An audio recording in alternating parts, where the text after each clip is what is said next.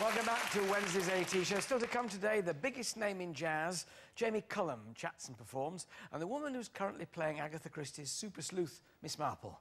That's Julia Mackenzie. But first, if you want to celebrate Christmas with a touch of style, and you're looking for a blooming good look that'll last for several years, help is at hand. Now, fake flowers have always been seen as a bit naff, but recently, they've been through a transformation that would fool even the most experienced of gardeners. Well, it fooled me. To explain more, please welcome from Peony, Julie Bates. They still fool me. I think, oh, she's popped one or two real ones in here. I mean, it is incredible, isn't it? Dahlias that you would swear were real, even when you're quite close to. Absolutely. They still fool us, actually. The dahlias are just beautiful, and they're all handmade and hand-painted, so they are stunning. So what happened from the days when we had those terrible things given away with washing powder? These are the ones. They are absolutely how they used to be. I remember these. Do you remember these with a packet of Daz or whatever it was, or Omo, you got or them free Oxydol? with them. Yeah. They weren't good, were they? No, they weren't. But they're better now. But, I mean, now you get a tulip that looks... It is a tulip. This tulip is hand-painted all inside. And even, look... Even the leaf. The leaf is stunning. Now, people are going to say, ah, yes, but... At a price, you know. It's obviously... It's going to cost us more for a decent flower. Of course they are, like but they're going to last forever. And they really do. I think you'd be more bored of them before they would actually disintegrate or anything. They last all they forever. need is a light dusting, then, really. Yeah, absolutely. Hydrangeas we've got up there. Yeah. Now, at Christmas, this is what people are going to be blown away by. Poinsettias. Let's just... What are they made of, all these flowers? They're fabric. They're not actually made of anything particularly that... Like, people used to call them silk flowers. But they're not actually made of silk. They're made of a fabric, so they're mixed with different fabrics to actually get them that feel of being sort of really that velvety touch. If I pull this isn't a big plant, it's just a collection of these stems. Yeah. So presumably you could add a couple of stems every year and get a bigger poinsettia that you can afford. You certainly could, yeah. So if you wanted something as big as that, I mean, what's that going to cost? That would be at least £150. So that's a lot of money. There's many stems in there. But if you're saying that's going to last for 30, 40 years, you divvy that up, in the end it works out, though I shouldn't say it as a gardener, a lot cheaper. Than a real one. Orchids we've got here, of course. Now, these, we use real soil. And so we actually set the... this is a cymbidium orchid. Yeah. And all the leaf and the root and everything is set with this soil. Do you know, I'm right up against this. Now, I've grown blooming orchids for 2 years. I know. They've even got the pseudo-bulbs. They have. Everything... How do they get the botanical accuracy? I mean, you're working with people who really know flowers here, We do. We are actually work very closely with the RHS, the Royal Horticultural Society. And so we literally, we get a flower and then we copy it to the exact, hand-painted, hand-assembled, and then hand-created.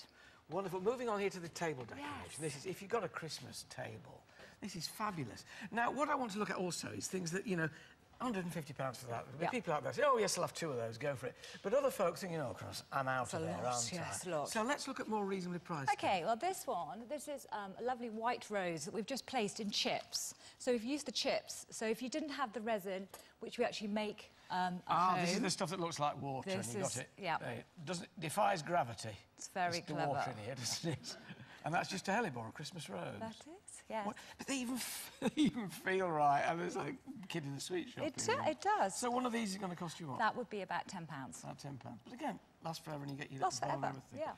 yeah. I love what you've done here. You've sort of colour schemed it, but I also love the snowdrops. They are beautiful, with all their bulbs and everything, so they look like they're growing. Can you give us a demo of the kind of thing you could do? You've got a bowl of greenery over there. I have. Now, let me have a look at what you're doing here. This, again, I've just come up to this. There's a camellia here, look, with buds on. And I'm feeling this, and it still feels real. It does. Yeah, I'm beginning to feel dispirited about why should I bother growing any.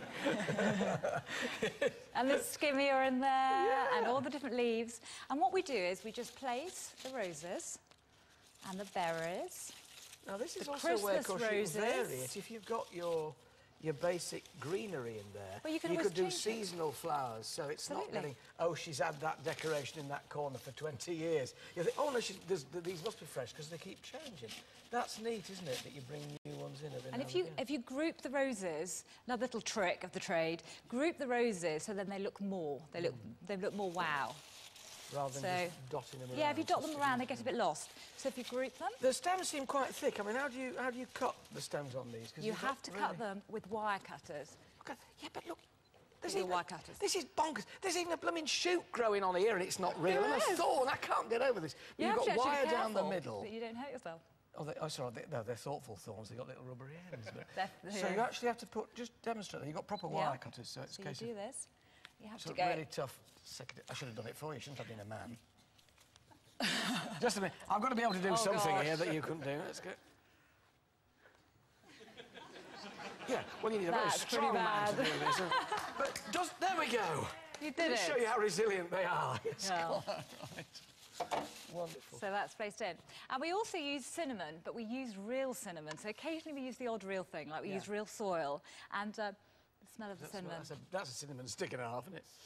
Cool. Yeah, so what do you do with that? And then what we do is, I'll show you how we do it, but we actually put 2 roses and some lovely skimmia, just something you can do at home very easily, and put some wire around it, or raffia. We've got some raffia here, and then just place them on your table. Brilliant, wonderful. Now, all details in a book, Forever Flowers.